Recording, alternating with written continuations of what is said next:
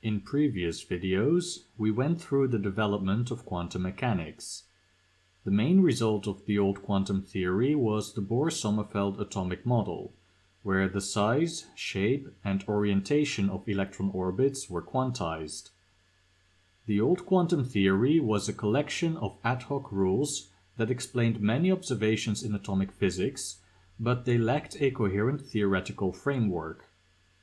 The first coherent theory of quantum mechanics was Heisenberg's matrix mechanics. It successfully reproduced all the important results of the old quantum theory, but it was also very unintuitive. Heisenberg himself declared that in his theory, electron orbits cannot be visualized, and matrix calculus was very unfamiliar to the physics community at that time. Shortly after, Schrödinger developed wave mechanics. It was shown to be equivalent to Heisenberg's matrix mechanics, but physicists were much more familiar with waves than with matrices, and now the electron orbitals could be visualized as standing waves. In the meantime, to explain the anomalous Zeeman effect, it was proposed that electrons have a property called spin. The Pauli equation incorporates spin in Schrödinger's wave equation. These theories have so far been mostly non-relativistic.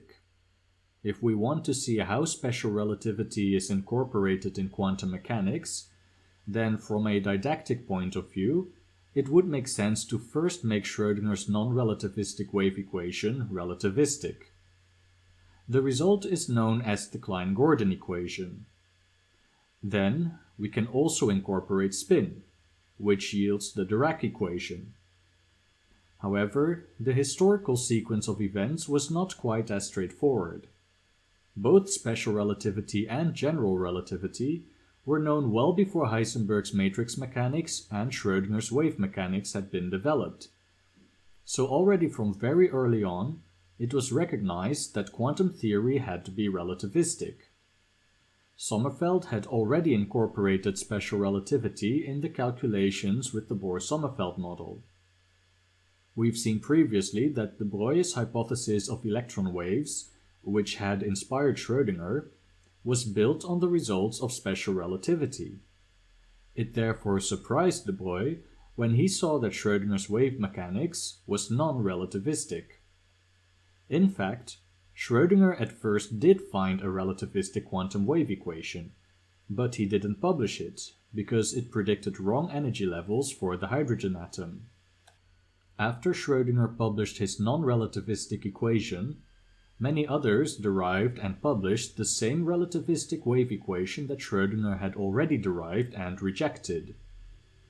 One could almost say that this relativistic equation, which is the Klein-Gordon equation, was the obvious extension of Schrödinger's equation. Also with Heisenberg's matrix mechanics, it was from the start clear to Dirac that it should be made compatible with relativity. Since both special relativity and general relativity were already known at the time, many attempts were made to incorporate general relativity in quantum mechanics. But those attempts led to dead ends, so ultimately we only incorporate special relativity in quantum mechanics. In the following, we will see how special relativity was incorporated in the Bohr-Sommerfeld model and how we eventually arrive at the Dirac equation, which incorporates both special relativity and spin. Let's recall the Bohr-Sommerfeld model of the atom. In the Bohr-Sommerfeld model, electron orbits are described by three quantum numbers, which define the size, shape, and orientation of the orbits. The three quantum numbers follow from Sommerfeld's quantization condition, that can be applied to the three spatial coordinates and their corresponding momenta. Different orbits with different sets of quantum numbers can have the same energy. This is called degeneracy. In his book on atomic structure and spectral lines, Sommerfeld explains how the shapes and energy levels of these orbits can be calculated in both the relativistic and non-relativistic case. Let's start by finding the non-relativistic electron orbits. These orbits are called Kepler orbits, because the electron orbits the nucleus in the same way that planets orbit the Sun, and it was Johannes Kepler who first correctly described planetary orbits. In both cases, the orbits are the result of an attractive force that follows an inverse square law, namely the gravitational force and the electric Coulomb force. We define the electron's position using polar coordinates. The total energy is given by the sum of the kinetic energy and potential energy, and the potential energy is given by the Coulomb potential. The velocity can be written in terms of the radial velocity and the tangential velocity. We can define the Lagrangian as the kinetic energy minus the potential energy. From the Lagrangian, we can define the canonical momenta for the radial and angular coordinates. This gives the radial momentum and the angular momentum. We can write the total energy in terms of these momenta. By applying Hamilton's equation of motion for the angular momentum, we find that it is conserved, so in the following it can be treated as a constant. We can take the angular momentum outside of the brackets and define S as 1 over the radial coordinate. With this definition, we can rewrite the expressions for the angular momentum and the radial momentum. This allows us to rewrite the ratio between the radial and angular momentum. We plug in these results in the expression for the total energy. We can differentiate with respect to the angular coordinates, divide out two factors, and solve the differential equation in S. It turns out that S depends on the cosine of the angle, and the amplitude of this cosine can be found by plugging the solution back into the expression for the total energy. This solution tells us that the electron moves in an elliptical orbit. Now we will see how the orbits change when we take special relativity into account. In this case, the kinetic energy is given by the relativistic energy gamma mc squared minus the rest mass energy mc squared. Here, gamma is a factor that depends on the velocity of the electron. The velocity can be expressed in terms of the radial velocity and angular velocity. The angular and radial momenta are the same as what we found previously, except to obtain the relativistic momenta, we have to multiply by the factor gamma.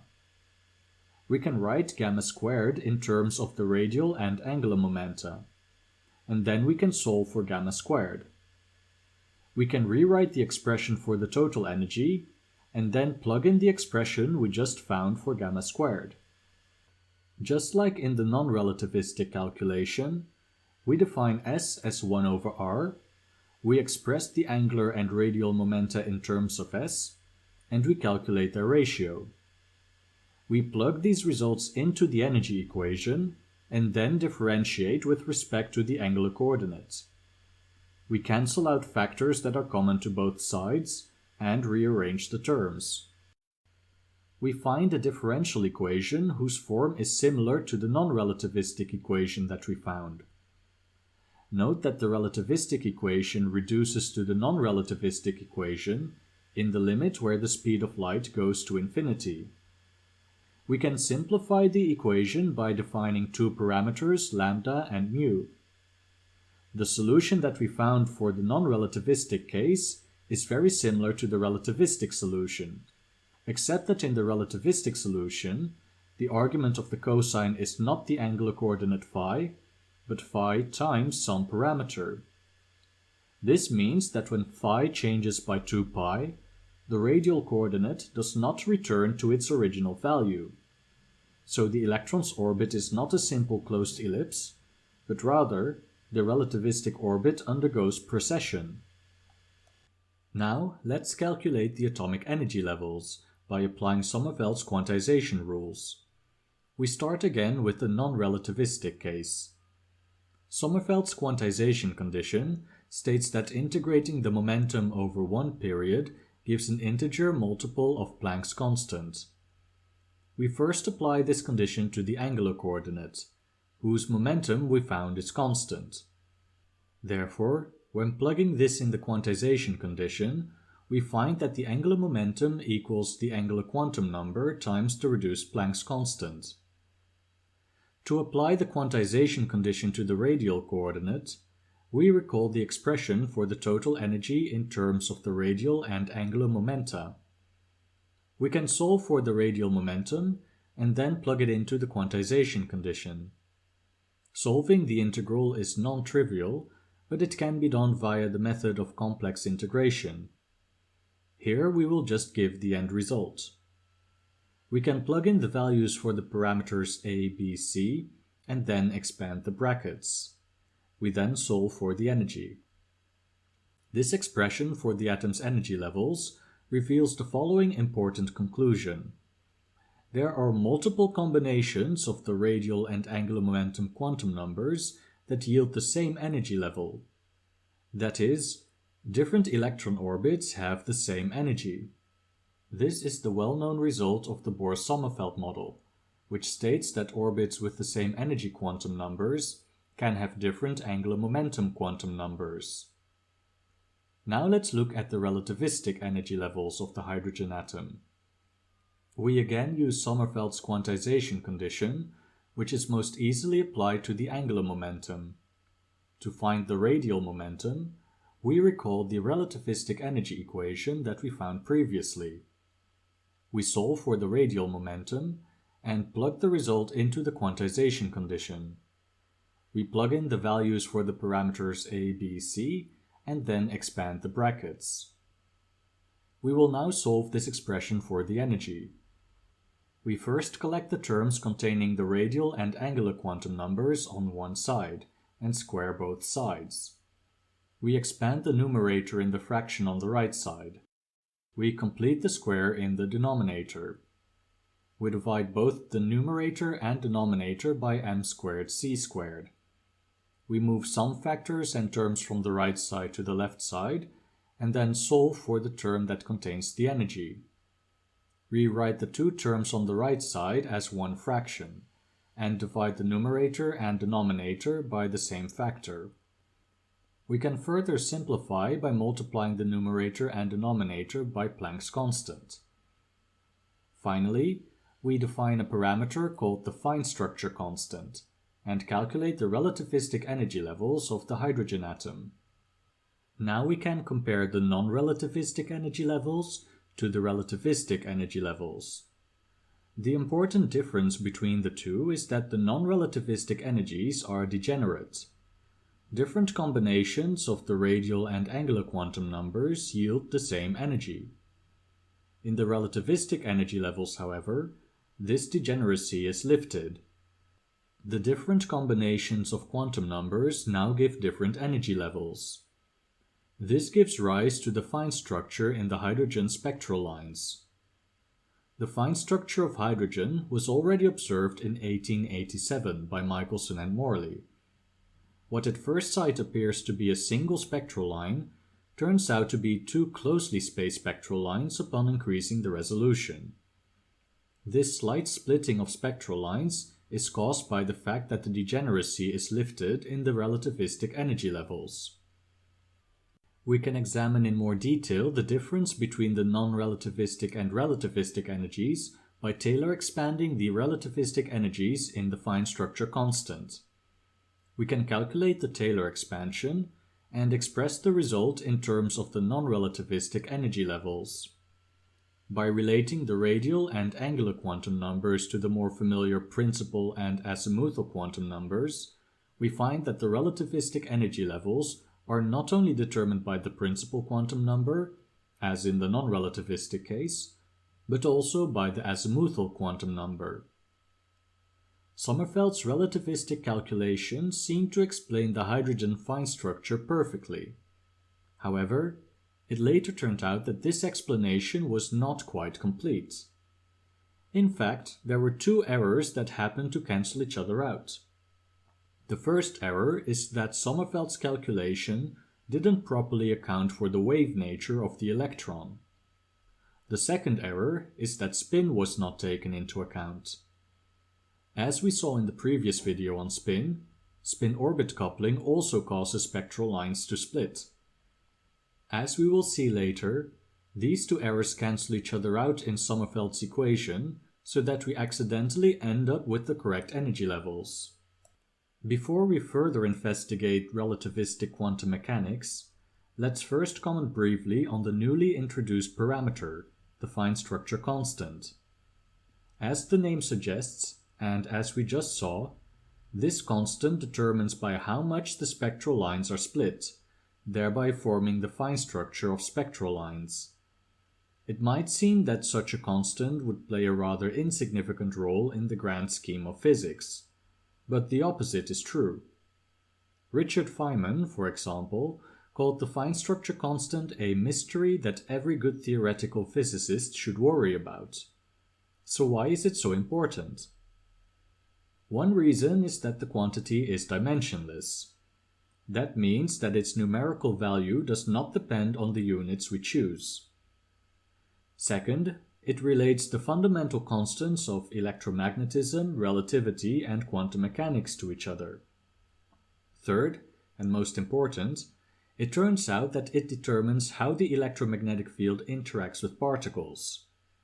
All of this makes the numerical value of the fine structure constant an object of curiosity. It is measured to be approximately equal to 1 divided by 137. We don't know why it should have this particular value, but Dirac predicted in 1963 that someday there will be a physics where the value of the fine structure constant is explained. That future version of physics would only work when the fine structure constant is approximately equal to 1 over 137. Now, let's return to finding the relativistic energy levels of the hydrogen atom. We saw how Sommerfeld used the old quantum theory to calculate the relativistic energy levels of electron orbits. But according to Schrödinger's theory, we should be able to calculate the energy levels using wave mechanics. We will now examine the relativistic quantum mechanical wave equation that is known as the Klein-Gordon equation, but which was proposed independently by many different authors. We will consider two slightly different versions of the equation. The first equation considers the relativistic kinetic energy and the potential energy of the electron. We already saw from Sommerfeld's calculation how this leads to an expression for the squared momentum. But the standard, more familiar form of the Klein-Gordon equation also includes the relativistic rest mass energy. We can rewrite the expression for the total energy by repeating Sommerfeld's calculation. That is, we write gamma in terms of the relativistic momentum, solve for gamma, plug the result into the energy equation, and rearrange the terms. To find the Klein-Gordon equation, we replace the energy with a time derivative, and the momentum with a spatial derivative, just like in the Schrödinger equation.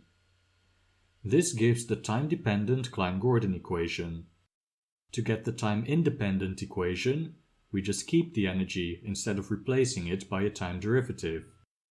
In the following, we will use the version of the Klein-Gordon equation that does not include the rest mass energy. This allows us to directly use the result from Sommerfeld's calculation. To solve the Klein-Gordon equation for the hydrogen atom, we recall how we solved the Schrödinger equation. We wrote the Laplacian in spherical coordinates. We applied the separation of variables. After introducing the separation constants and solving for the angular functions, we found the equation for the radial function. From the radial Schrödinger equation, we can directly see what the radial equation for the Klein-Gordon equation should be. We can use the similarity between the two radial equations to transform the solution to the Schrödinger equation into the solution to the Klein-Gordon equation. First, we slightly rewrite the Schrödinger radial equation and the Klein-Gordon radial equation. Then, we observe that the Klein-Gordon radial equation is found by applying the following substitutions in the Schrödinger equation. We can substitute the expression for the energy to make the term with r squared match. We can substitute the expression for the constant of the Coulomb potential to make the term with r match. We can substitute the expression for the separation constant to make the constant term match. From this we can calculate what substitution should be applied to the angular momentum quantum number. Now let's apply these substitutions to the solution to the radial Schrödinger equation, so that we directly find the solution to the radial Klein-Gordon equation. Recall that to solve the Schrödinger equation, we applied some changes of variables to rewrite the radial Schrödinger equation into a form that resembles the associated Laguerre differential equation. The solutions to this equation are normalizable only when the coefficient for the linear term is an integer. Therefore, the energy levels are determined by an integer quantum number. To find the solution to the Klein-Gordon equation, we apply the substitutions that we just found. Note that when we substitute the angular momentum quantum number, we need to choose the minus sign for the square root, so that the Klein-Gordon equation reduces to the Schrödinger equation when we set the fine structure constant to 0. By requiring that the coefficient for the linear term is an integer, we find the condition from which we can calculate the energy levels. With this condition, we will now find the expression for the energy levels. We square both sides of the equation, expand the square on the left side, and rewrite some factors in terms of the fine structure constant. Then we move some terms from the left side to the right side. Next, we solve for the energy. We can rewrite the term under the square root to find the relativistic energy levels of the hydrogen atom according to the Klein-Gordon equation. When we compare this expression to the one we found with Sommerfeld's calculation, we notice an important difference. Where Sommerfeld's expression has integer quantum numbers, the solution to the Klein-Gordon equation has half-integer quantum numbers. Therefore, the two expressions give different energy levels. And since Sommerfeld's expression was found to give the correct energy levels, the Klein-Gordon equation must therefore give wrong energy levels. For this reason, Schrödinger did not publish his relativistic wave equation. The fact that the Klein-Gordon equation failed to correctly predict the hydrogen energy levels was one reason to doubt it. Other physicists, such as Pauli, had doubts because the equivalence between wave mechanics and matrix mechanics was not clear anymore, like it was with the non-relativistic quantum mechanics. Therefore, he tried instead to introduce relativistic corrections as perturbations to the non-relativistic Schrödinger equation. After Pauli accepted the theory of electron spin, he applied both a relativistic kinetic energy perturbation and a spin perturbation. The combination of these two perturbations gave a result that was consistent with Sommerfeld's equation, at least to first order. This indicated that the Klein-Gordon equation failed to correctly predict the hydrogen energy levels because it did not take spin into account. In the following, we see how the combination of the spin and relativity perturbations reproduce Sommerfeld's result. First, we consider the relativity perturbation. The relativistic kinetic energy is given by the total energy, gamma mc squared, minus the rest mass energy, mc squared. Like we did before, we write gamma in terms of the relativistic momentum and then substitute the expression for gamma in the kinetic energy equation. We Taylor expand the square root, and then collect the terms to find the classical kinetic energy plus a relativistic perturbation term. We know from perturbation theory that to find the resulting perturbation to the energy eigenvalues, we should sandwich the perturbation operator between the unperturbed energy eigenstates. We can evaluate this expression as follows. We know that the unperturbed energy eigenstates are eigenvectors of the non-relativistic Schrödinger equation. We can rewrite this equation to find an expression for the squared momentum operator applied to the non-relativistic energy eigenstate. Using the fact that the momentum operator and potential energy operator are Hermitian, We can take the Hermitian conjugate of this equation. Taking the inner product of each side of the two equations, we find the expectation value of the fourth power of the momentum operator. Substituting the potential energy with the Coulomb potential and expanding the square gives a new expression for the relativistic perturbation to the energy. Note that the second edition of Griffith's Introduction to Quantum Mechanics claims that this derivation is not valid for quantum states with zero orbital angular momentum. However, this error was corrected, and the third edition states that this derivation is valid for all energy states, though verifying this for the state with zero orbital angular momentum does involve more subtlety. So we found a new expression for the relativistic perturbation to the energy. To evaluate this expression, we need to know the expectation values of 1 over r and 1 over r squared. To calculate these expectation values, we can use the Feynman-Hellman theorem. This theorem states that if we want to calculate the expectation value of some quantity for a given energy state, then, if this quantity can be written as the derivative of the Hamiltonian with respect to some parameter, then the expectation value is found by taking the derivative of the energy with respect to the same parameter. Since we already know the non-relativistic energy levels of the hydrogen atom, this theorem provides a convenient way to calculate the expectation values of 1 over r and 1 over r squared. We can prove the theorem as follows. If a state is an energy eigenstate, then it satisfies the eigenvalue equation. We can take the inner product on both sides with the energy eigenstate, and take the derivative with respect to some parameter on which the Hamiltonian depends. We expand the derivative by applying the product rule. We apply the eigenvalue equation to two terms and then rewrite these terms as a single derivative. Since the inner product of a state with itself has to be 1, its derivative with respect to any parameter must vanish. This proves the Feynman-Hellman theorem. Now we will use the Feynman-Hellman theorem to calculate the expectation values of 1 over r and 1 over r squared. To find the Hamiltonian operator that we will use in the theorem, recall the radial Schrödinger equation. This equation can be written as an eigenvalue equation, where the eigenvalue is the hydrogen energy level.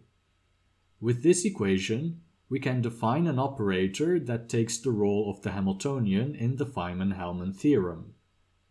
To find the expectation value of 1 over r, we note that 1 over r is proportional to the derivative of the Hamiltonian with respect to k, which denotes the strength of the Coulomb potential.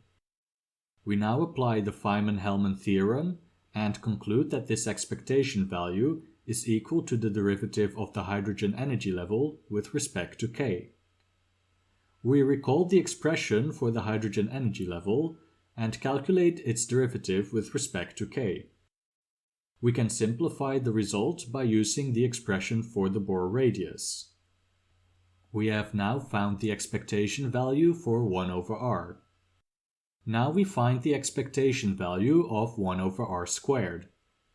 We observe that the derivative of the Hamiltonian with respect to the orbital angular momentum quantum number L is proportional to 1 over r squared. We apply the Feynman-Hellman theorem to find that the expectation value is proportional to the derivative of the energy level with respect to L. At first sight, it seems as if this derivative vanishes. The energy levels do not depend on the orbital angular momentum.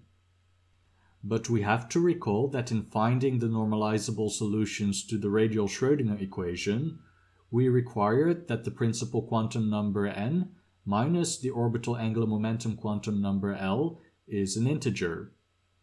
Therefore, if we treat L like a continuous variable and slightly change its value, then n must change by the same amount to ensure that their difference remains an integer. Therefore, the derivative of energy with respect to L can be substituted with the derivative of energy with respect to n. We can calculate this derivative and simplify the resulting expression by using the Bohr radius. We have now found the expectation values of 1 over r and 1 over r squared. With these results, we can calculate the perturbation to the hydrogen energy levels due to the relativistic correction to the kinetic energy. By using the expression for the unperturbed hydrogen energy levels and the Bohr radius, we can simplify the expression for the energy perturbation. Now let's calculate how the energy levels are perturbed by the spin-orbit interaction. Recall the spin-orbit Hamiltonian that is added as a perturbation to the kinetic energy and the Coulomb potential. To find how this perturbation shifts the energy level for a certain state, we have to find the expectation value of the perturbing Hamiltonian for that state. We know that the energy states can be factorized into an angular part and a radial part. Therefore, we can calculate separately the expectation values of the radial part of the spin-orbit Hamiltonian and the angular part. To calculate the expectation value of the angular part, we define the total angular momentum as the sum of the spin angular momentum and the orbital angular momentum. We calculate its square and then solve for the spin-orbit interaction term. Since the energy states are eigenstates of the squared angular momentum operators, we can straightforwardly calculate the expectation value. We have now calculated the expectation value of the angular part. But how do we calculate the expectation value of the radial part?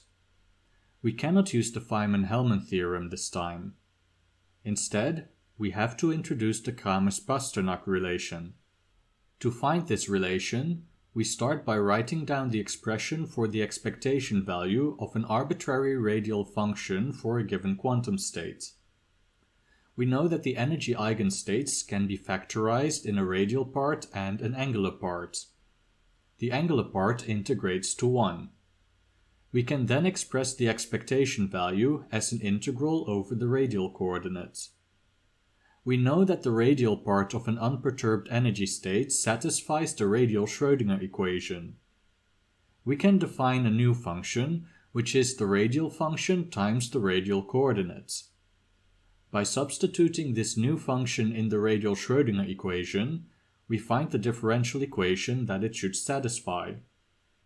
This equation can be simplified by using the expression for the unperturbed hydrogen energy levels and the Bohr radius. We will now consider the following expression, that we rewrite in two different ways. In the first way of rewriting the expression, we substitute the radial Schrödinger equation and apply the definition of the expectation value. In the second way of rewriting, we solve the integral by using integration by parts. So we integrate one part and take the derivative of the other part. One of the resulting integrals we will also solve by integration by parts. We integrate one part and take the derivative of the other. We can rewrite the resulting integral as an expectation value. The other integral that resulted from our first integration by parts, we also solve by integrating one part and taking the derivative of the other. We can rewrite the second derivative by using the radial Schrödinger equation. We then solve the integral by integration by parts. In the resulting integral, we recognize the definition of the expectation value. So the integral we found previously, we can now rewrite in terms of expectation values. With these results, we can rewrite the initial integral in a second way. The terms where we evaluate quantities at 0 and infinity vanish when we plug in the radial wave functions of the hydrogen atom. The resulting expression we set equal to the expression that we had found previously. We can now collect terms with the same expectation value and move them all to one side of the equation. When we multiply both sides of the equation by the same factor, we obtain the Kramers-Pasternack relation. Recall the expectation values we found using the Feynman-Hellman theorem. We can plug them into the Kramers-Pasternack relation to find the expectation value of 1 over r to the third. which we needed to calculate the energy perturbation due to spin-orbit coupling. Plugging in the expressions for the expectation values and setting s equal to -1 allows us to solve for the expectation value of 1 over r to the third. So after some laborious calculations using the Feynman-Hellman theorem and the Kramers-Pasternack relation, we found the expectation values for 1 over r squared, and 1 over r to the third. It would be nice if we had some sanity check to verify that the results that we found are indeed plausible. We can consider the following.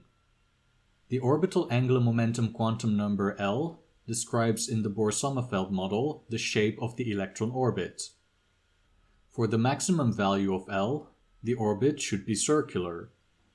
In that case, the radial coordinate should be constant and approximately equal to the Bohr radius times n squared.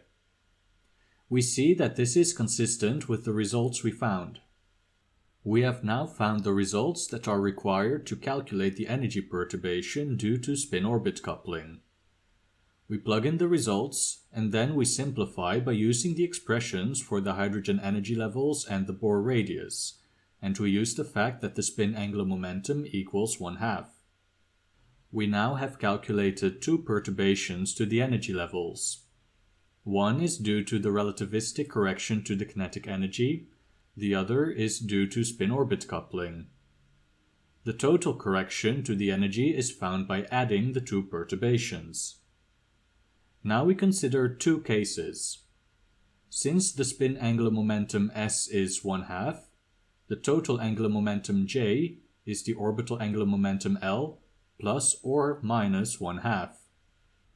When we plug this in the expression for the total perturbation to the energy, we get two different expressions.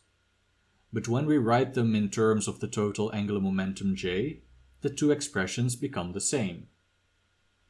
We can now make the following observation. The denominator in the relativistic correction contains a half integer. This is also what we found when we calculated the energy levels of the Klein-Gordon equation. This was inconsistent with the energy levels that Sommerfeld found, which worked with integer quantum numbers. But when we add the energy perturbation due to spin-orbit coupling, we find an integer number in the denominator.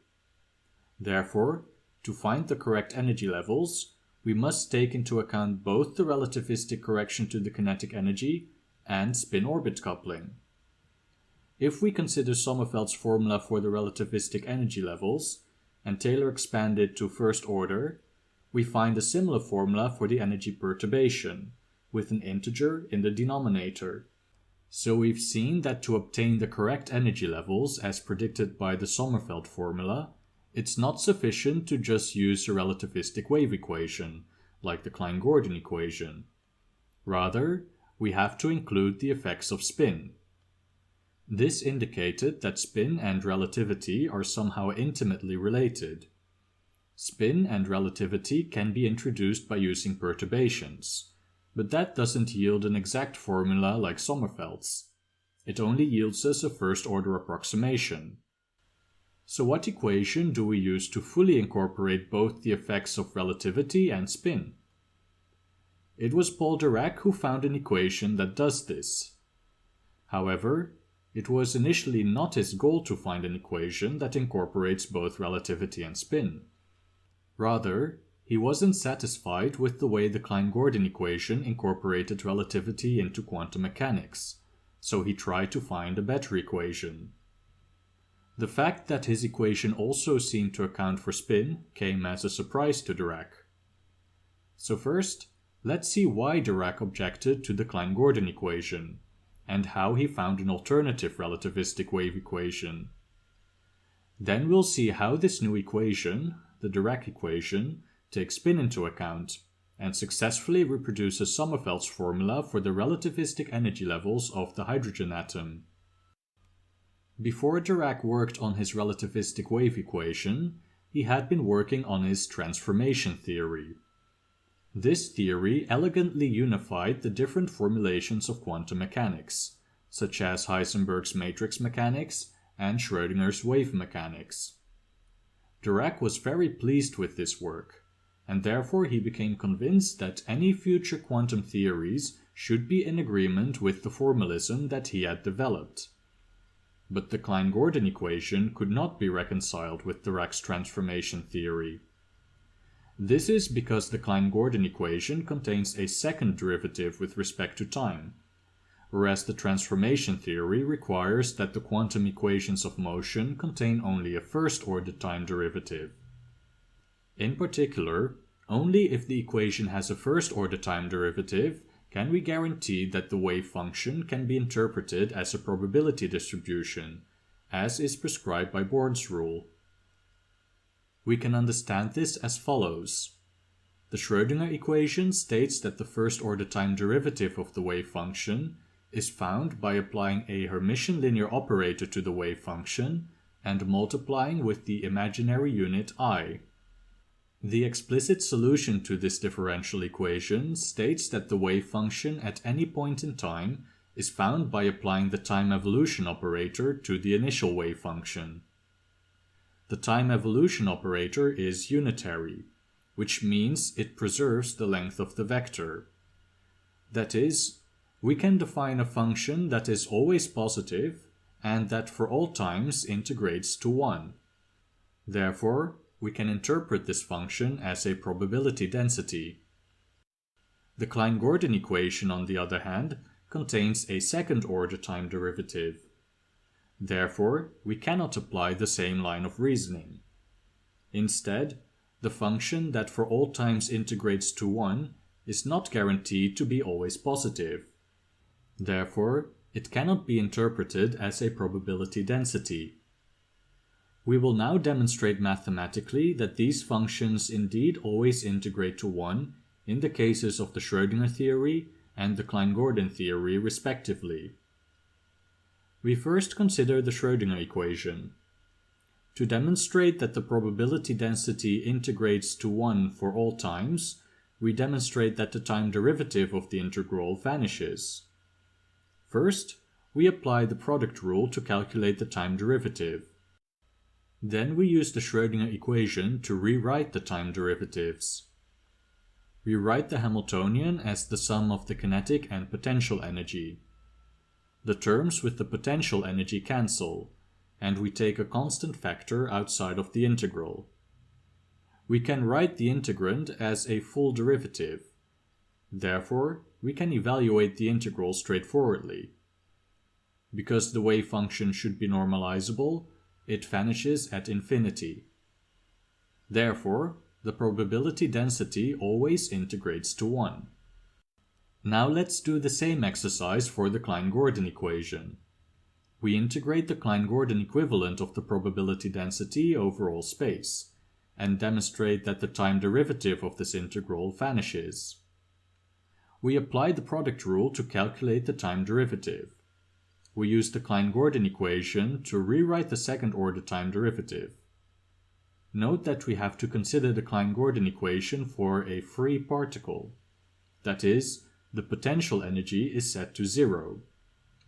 The rest mass energy terms cancel, and we can take a constant factor outside of the integral. When we collect all the constant factors, we end up with the exact same equation that we found for the Schrödinger theory. Therefore, we can immediately draw the conclusion that the time derivative of the integral vanishes. So we have found an equivalent of the probability density whose integral is conserved in the Klein-Gordon theory for a free particle. However, because this function is not always positive, it cannot be interpreted as a true probability density. Therefore, Dirac sought to find an alternative to the Klein-Gordon equation that contains only a first-order time derivative. This would guarantee that the squared modulus of the wave function can still be interpreted as a probability density. Finding an equation that contains only a first-order time derivative, but which still satisfies the relativistic energy-momentum relation, requires the taking of a square root. Under the square root are the squares of the rest mass energy and the components of the momentum vector. The theory of relativity requires that time and space are treated equivalently. That is, if the wave equation contains only a first-order time derivative, then its spatial derivatives, so momentum operators, must also be first order. So taking the square root should yield an expression that is linear in the components of the momentum vector. If we take the square of both sides of the equation, we see that no coefficients alpha and beta can solve the equation, because you cannot get rid of the cross terms that you get when you expand the square. But the cross terms do vanish when the coefficients are not scalars, but matrices that anti-commute with each other. A set of matrices that satisfy these conditions is an example of a Clifford algebra, which was already known at that time. However, Dirac was unaware of this, and he worked it out in his own way. Dirac constructed these matrices by using Pauli spin matrices. One thing to note is that this set of matrices is not unique in satisfying the anti-commutation relations. It is just one of many possible representations. Another thing to note is that these matrices are four-dimensional. The physical meaning of this was not immediately apparent. The Pauli spin matrices are two-dimensional to describe the two spin components, spin up and spin down. But there was no empirical justification for the extra two dimensions that Dirac had to introduce. But Dirac was prepared to go to wherever the math would take him. In this way, we end up with the Dirac equation, which consists of four coupled first-order differential equations. We can write these equations as a single four-dimensional equation, using the four anti-commuting four-dimensional matrices. Or we can write them as two coupled two-dimensional equations, using the Pauli spin matrices. The two equations are coupled because one of Dirac's four-dimensional matrices has diagonal elements, while the other three matrices have the Pauli spin matrices as off-diagonal elements. If we want to describe how a charged particle moves in an electromagnetic field, then the potential energy is given by the electric charge times the electric potential, and momentum is replaced by the momentum minus the electric charge times the magnetic vector potential. To understand what this equation says, let's examine a few special cases. First, let's consider the case of a free particle. So there is no external potential or electromagnetic field. We can rewrite the equations as follows. We multiply the two equations with two different factors. Then we subtract them. We note that the momentum operator would not commute with a spatially varying potential, but it does commute with a constant. So because we consider a free particle that experiences no external potential, the commutator vanishes, and we end up with the Klein-Gordon equation. So we find that for a free particle, the Dirac equation reduces to the Klein-Gordon equation. Now let's examine another special case of the Dirac equation, namely the non-relativistic limit. Note that subtracting the potential energy and the rest mass energy from the total energy leaves the kinetic energy. Therefore, we can write the two equations in terms of the kinetic energy.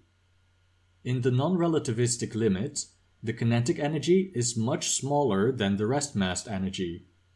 Therefore, we can neglect the kinetic energy in the second equation and express the last two wave functions in terms of the first two wave functions. We find that the last two wave functions are much smaller than the first two in the non-relativistic limit. Now we will see that in the non-relativistic limit, the Dirac equation reduces to the Pauli equation, which was Pauli's extension of Schrödinger's equation to take spin into account.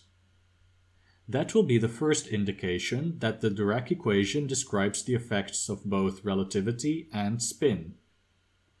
We start by writing down the Dirac equation for a particle in an electromagnetic field. This means substituting the potential energy with the charge times the electric potential, and substituting the momentum with the momentum minus the charge times the magnetic vector potential. By taking the non-relativistic limit, where the kinetic energy is much smaller than the rest mass energy, we can write the last two wave functions explicitly in terms of the first two wave functions. We can substitute this into the first equation to find an equation that depends only on the first two wave functions. This is the Pauli equation. As we saw in the previous video about spin, this is the Schrödinger equation with some extra terms added to account for the effects of spin. The next thing we can do to better understand the Dirac equation is to Taylor expand it to first order.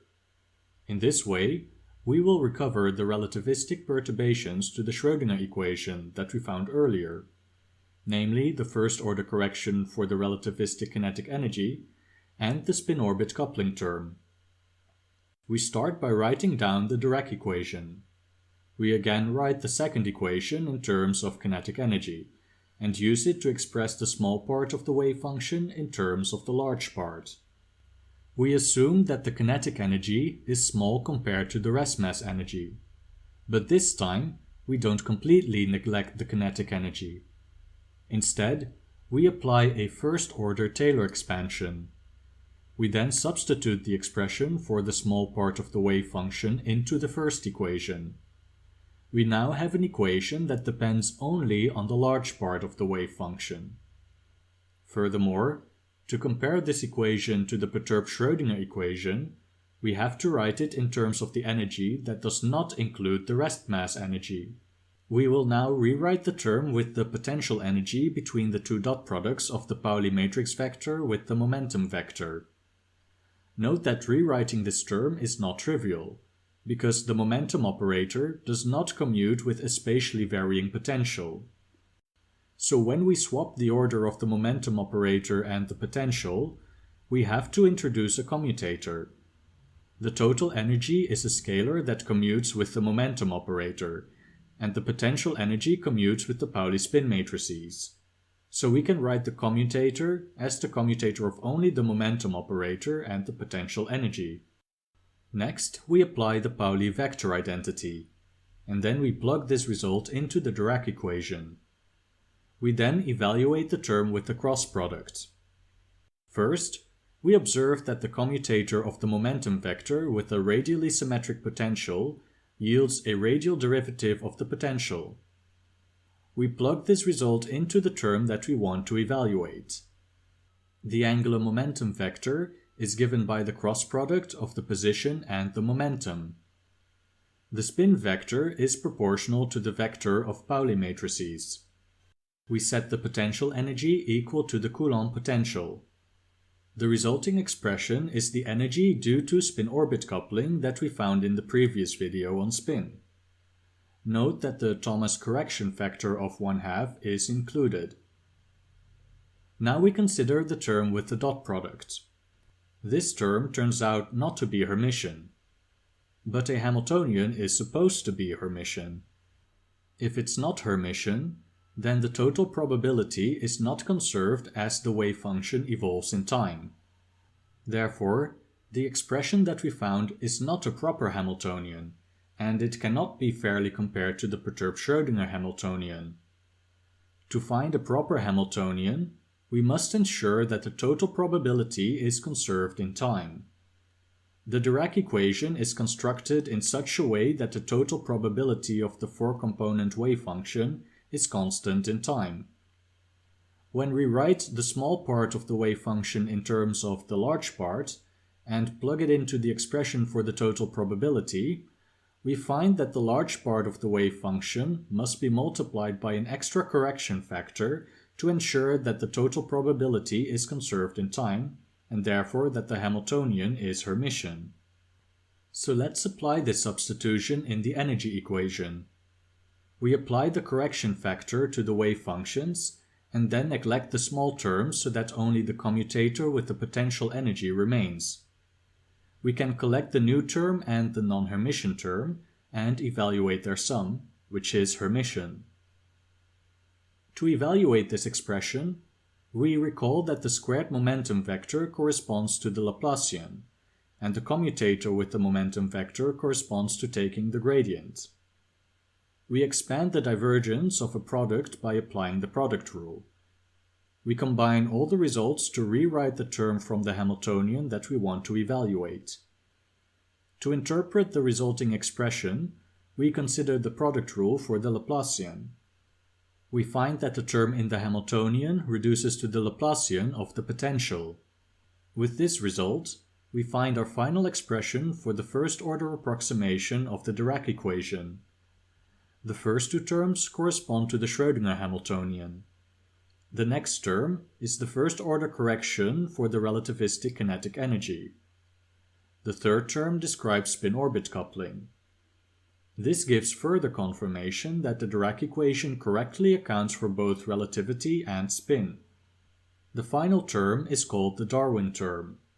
It is named after the physicist Charles Galton Darwin, who was a grandson of the biologist Charles Darwin. What does this term represent? Recall that when we added relativistic perturbations to the Schrödinger equation, there was some subtlety involved for the case where the quantum number for orbital angular momentum equals 0. Moreover, if we inspect carefully the energy perturbation due to spin-orbit coupling, we find that we divided 0 by 0 for L equals 0.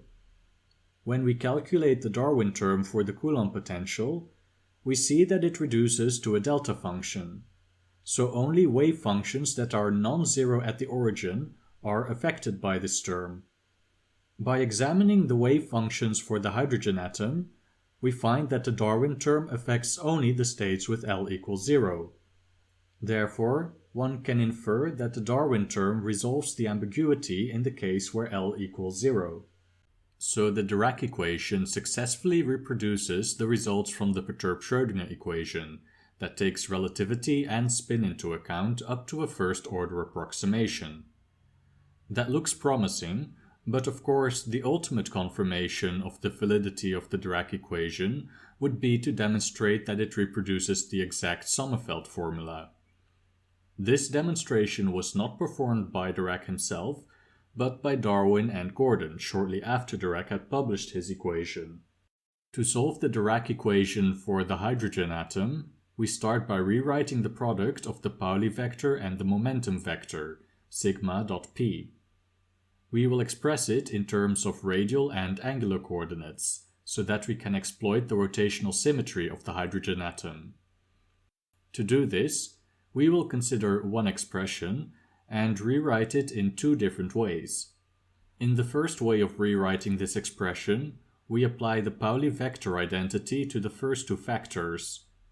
We can then write down an expression for sigma.p.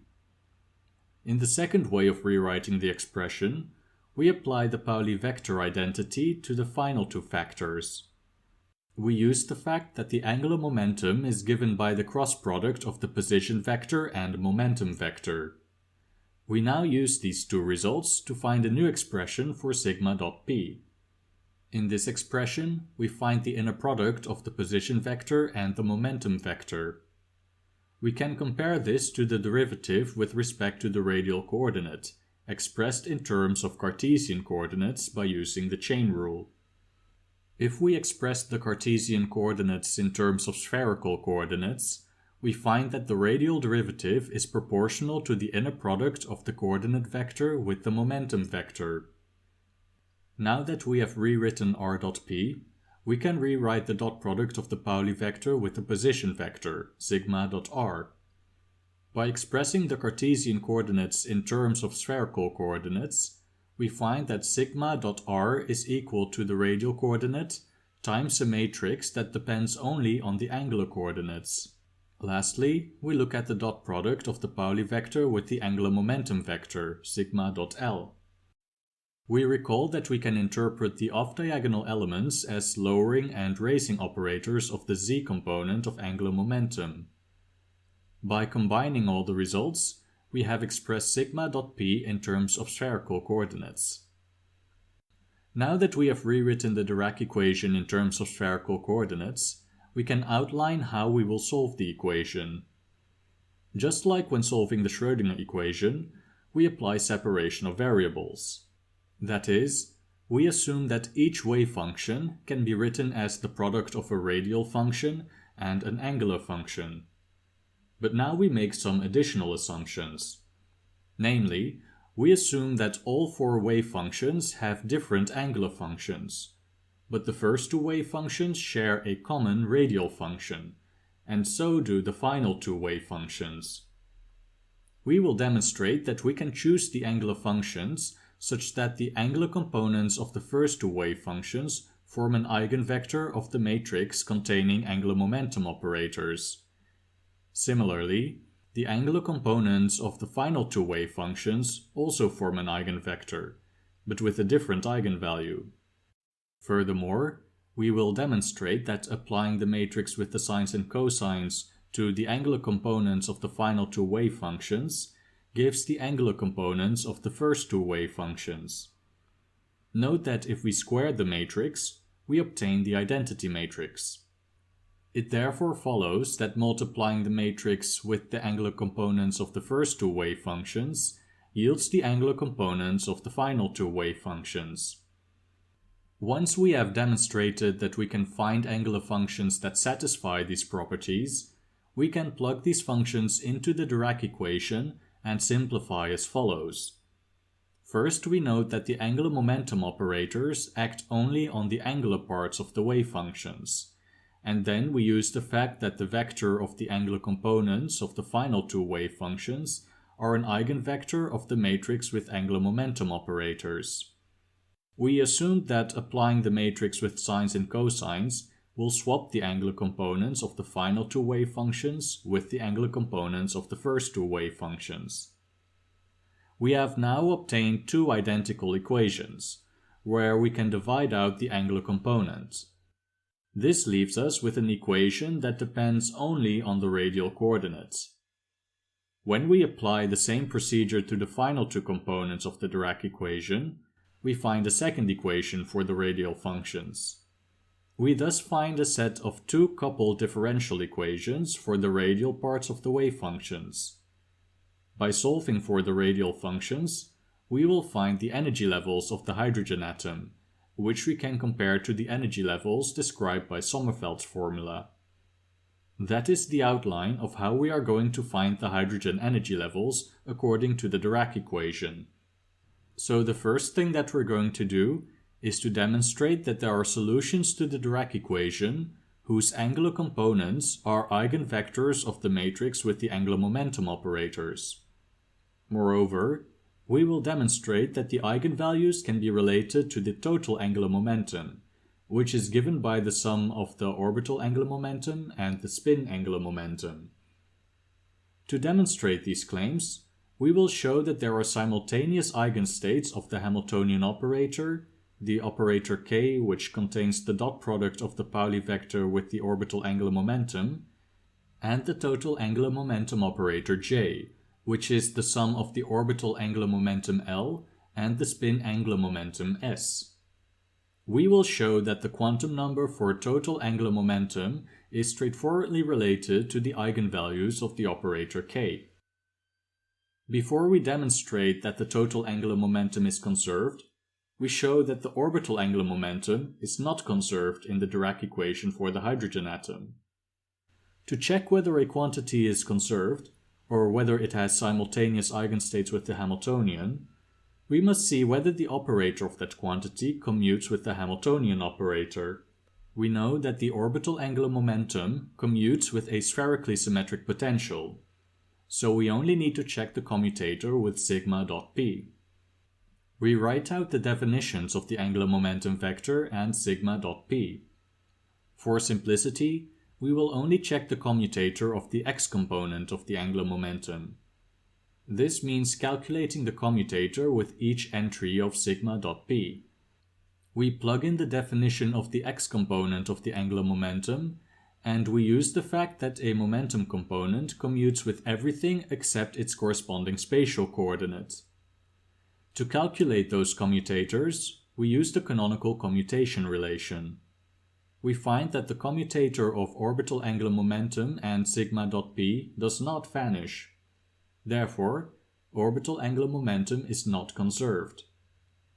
We will use this result to demonstrate that total angular momentum is conserved. We calculate the commutator of the Pauli vector, sigma, with sigma dot p.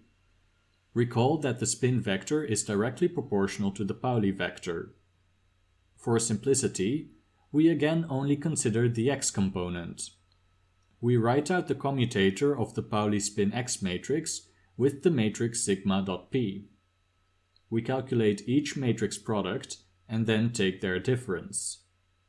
We observe that the commutator does not vanish, and therefore spin angular momentum is not conserved. However, when we compare this result to the commutator of the orbital angular momentum with sigma dot p, we see that the sum of the orbital angular momentum and spin angular momentum does commute with sigma dot p. We have therefore demonstrated that the total angular momentum is conserved. Now we will demonstrate that the operator k commutes with the Hamiltonian, so they have simultaneous eigenvectors and k denotes a conserved quantity. Let's first rewrite the Dirac equation using two-dimensional matrices and vectors, where each entry itself denotes a two-dimensional matrix and vector. We do this because we have defined the operator k in a similar way. We observe once again that the orbital angular momentum commutes with a spherically symmetric potential, so we only need to check the commutator of k with sigma dot p.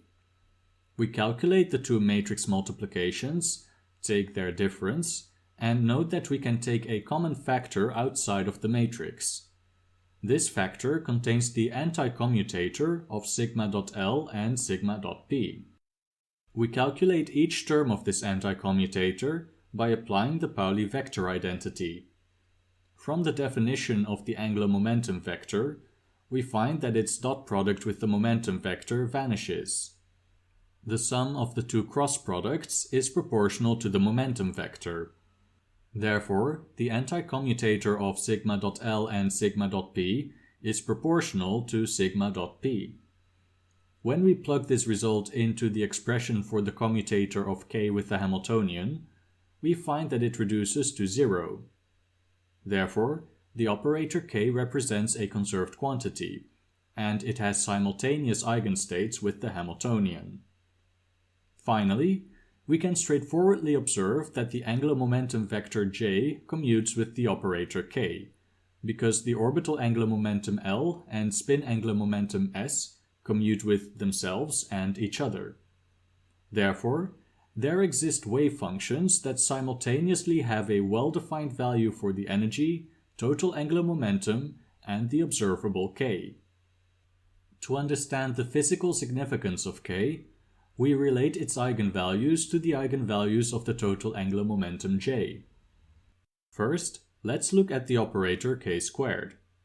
We can calculate the square of sigma dot L by applying the Pauli vector identity, while keeping in mind that the cross product of the angular momentum vector with itself does not vanish.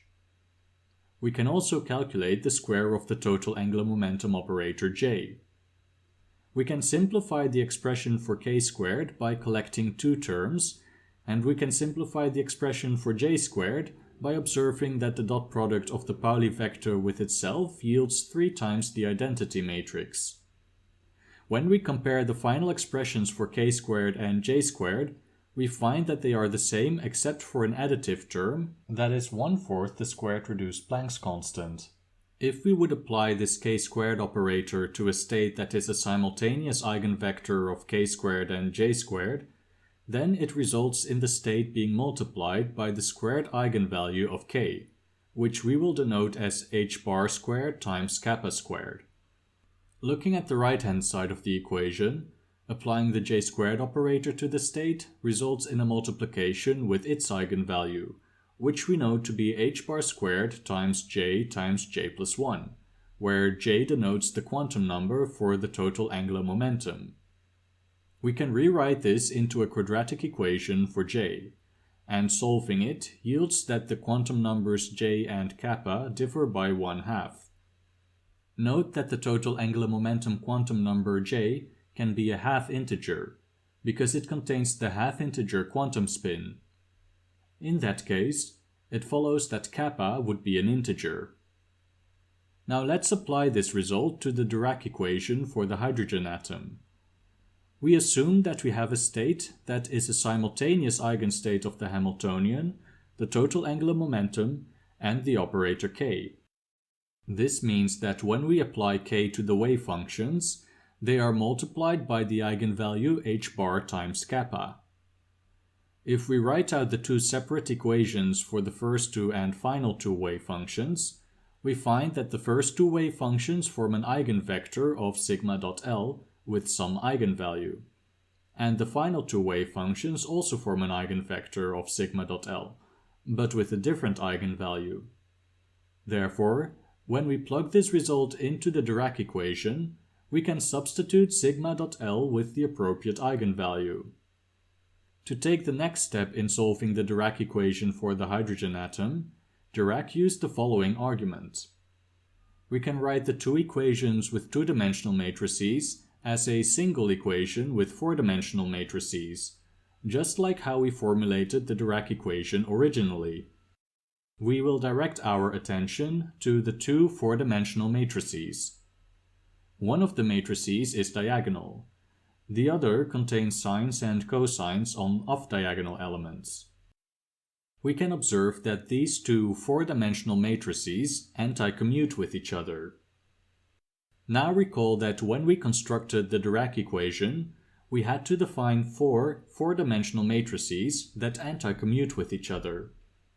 There are multiple such options possible, but we picked one particular representation. We could in principle switch between different representations by applying the appropriate basis transformations.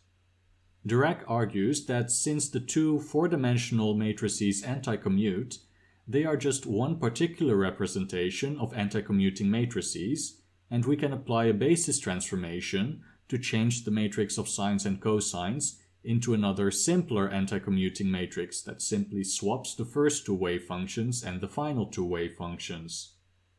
Some scientists in the time of Dirac felt that this line of reasoning is rather abstract and not entirely convincing or easy to follow for someone who's not very familiar with the methods of non-commutative algebra.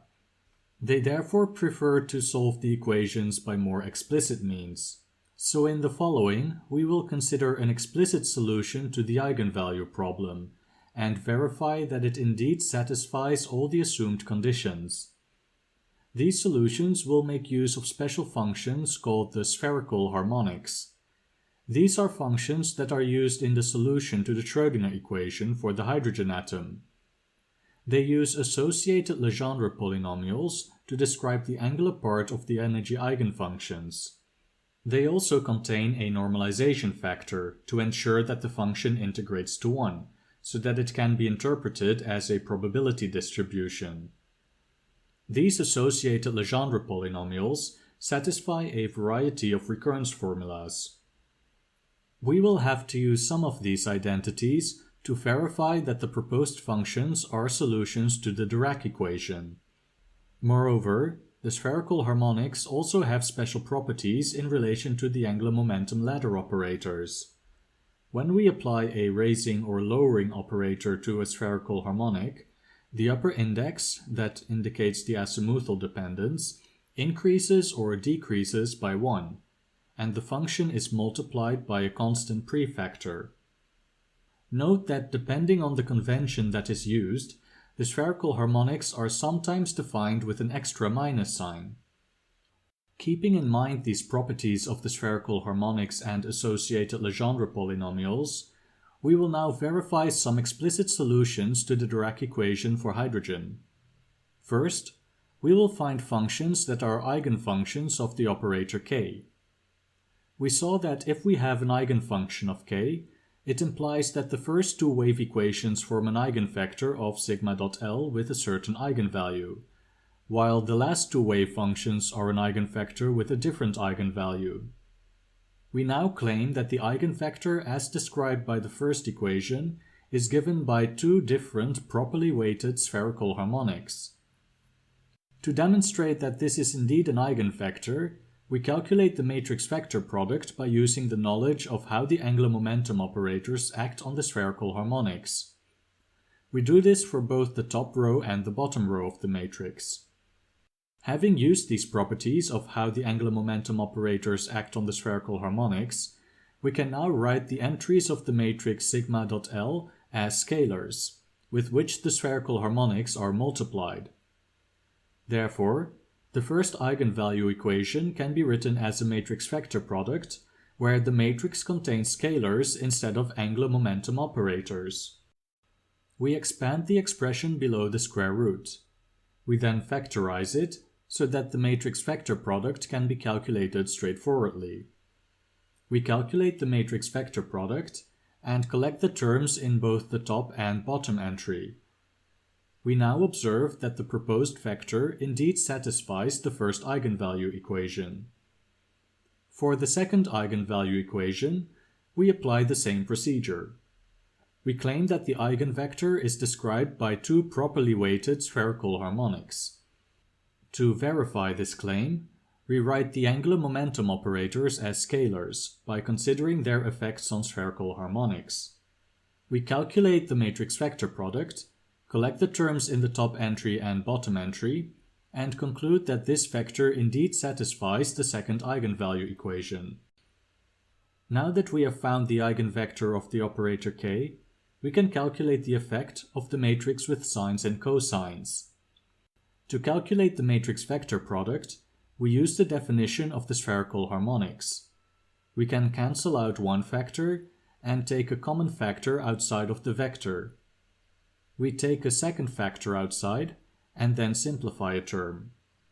To further simplify the result, we use two identities for the associated Legendre polynomials. We use the first identity to simplify the first entry and the second identity to simplify the second entry.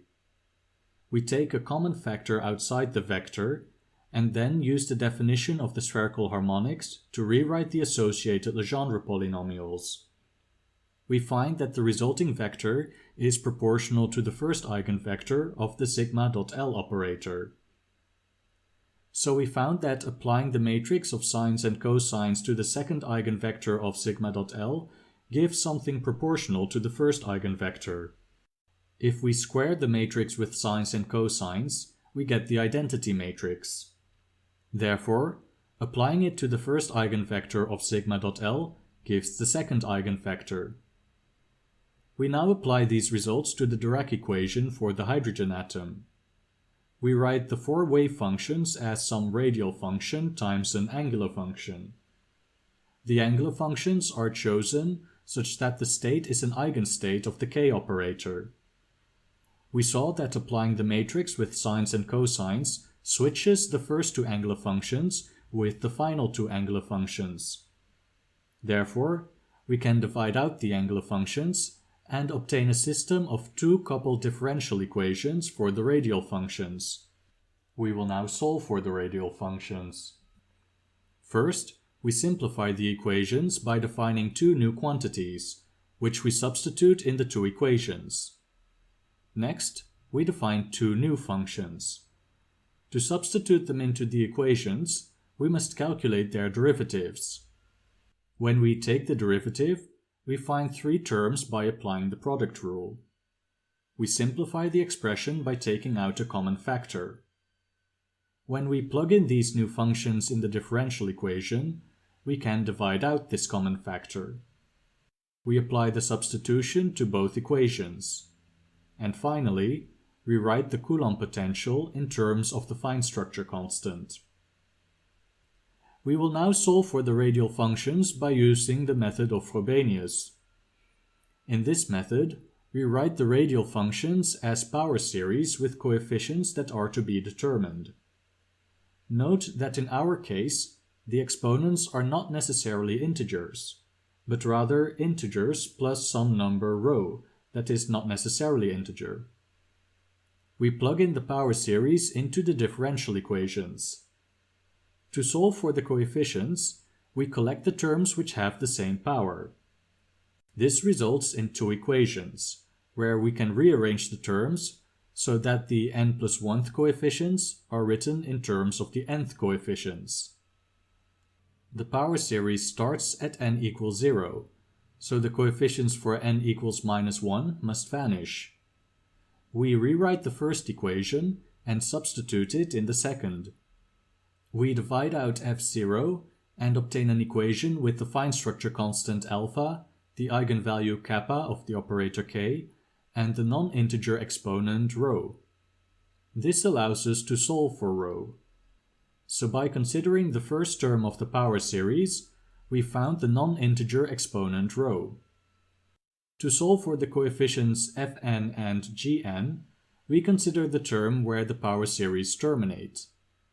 First, we will demonstrate that the series must terminate if the wave function is to be normalizable. Recall that the functions that we're currently solving for have to be multiplied with a decaying exponential to obtain the actual wave function. We can calculate how fast this exponential decays by considering the coefficients of its Taylor series. By calculating the ratio between two successive terms, we determine how quickly the coefficients grow asymptotically. The coefficients of the functions that we are currently solving for must grow less rapidly, so that multiplication with the decaying exponential results in a normalizable wave function. To see how rapidly the coefficients grow, we recall the recursion relations that we derived. We take the limit of large N and write the equations as a matrix vector equation. We apply the inverse of the matrix on the right-hand side and again take the limit of large N. The resulting equation says that to find coefficients for higher and higher n, we need to keep multiplying with a certain matrix.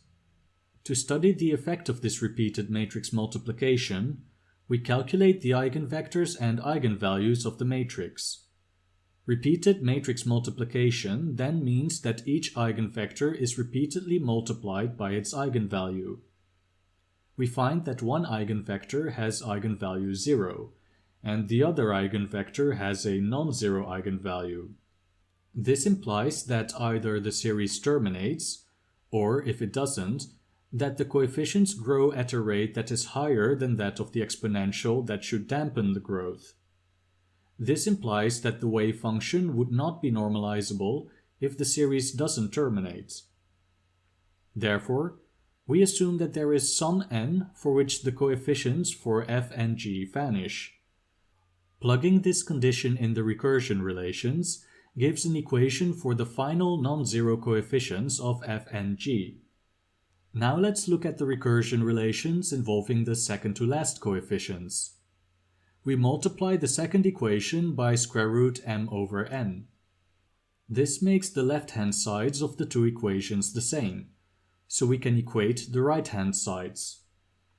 We can rewrite this equation further by using the relation we found for the final non-zero coefficients of f and g. We then divide g out of the equation. We rewrite the terms of the resulting equation to find an expression for the index of the last non-zero coefficient plus the non-integer exponent for which we found an expression previously. We plug in the definitions for n and m, which involve the electron's energy. We will now solve for the energy. We rearrange the terms and square both sides of the equation. We simplify the fraction and then solve for the energy. We thus found the hydrogen energy levels according to the Dirac equation. Note that it involves two integers. One is the eigenvalue of the k operator, which is given by the total angular momentum quantum number plus 1/2. The total angular momentum includes the half-integer quantum spin, so adding another 1/2 yields an integer. The other integer is the index of the final non-zero coefficient of the power series of the radial functions. This is different from the Klein-Gordon energy levels, which involve half-integers, but it's the same as the Sommerfeld energy levels, which were in agreement with experimental observations. Therefore, we can conclude that the Dirac equation gives the correct relativistic energy levels for hydrogen, since it correctly takes into account both the wave nature of the electron and the electron spin. We found the radial wave function by using the method of Frobenius, where we wrote the functions as power series. However, there are also other ways to find the radial functions. It was found that the radial functions can be connected to the Laguerre differential equation, which is the same equation that is encountered in solving the Schrödinger equation. Specifically, the two radial functions of Dirac's equations can both be written as linear combinations of two Laguerre polynomials. Because these polynomials also occur in the solution to the Schrödinger equation, all the methods that had been developed to analyze the hydrogen atom with the non-relativistic Schrödinger equation can now also be straightforwardly applied when using the relativistic Dirac equation. So we saw that by linearizing the relativistic energy-momentum relation, we found an equation that automatically takes the electron spin into account. However, spin can only account for two components of the wave function. What is the physical interpretation of the other two components? A year after introducing his successful equation, Dirac attempted to answer this question. He proposed that the extra solutions with negative energies might give rise to the existence of protons. There would have to be an infinite sea of electrons, now called the Dirac sea, that fill all the negative energy states. If an electron is excited from the negative energy state to a positive energy state, it leaves a hole that would correspond to a proton. It was Robert Oppenheimer who pointed out that there would be serious difficulties with the idea that protons are gaps of negative energy, rather than distinct particles of positive charge. Dirac later recalled that, in retrospect, it looks rather stupid to identify the extra solutions with protons. But at that time, people were simply unwilling to postulate new particles. So Dirac initially didn't postulate a new particle.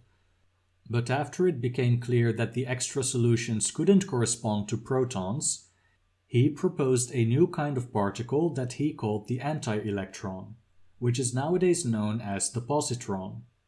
Shortly afterwards, it was experimentally observed by Carl Anderson, and it marked the discovery of antimatter.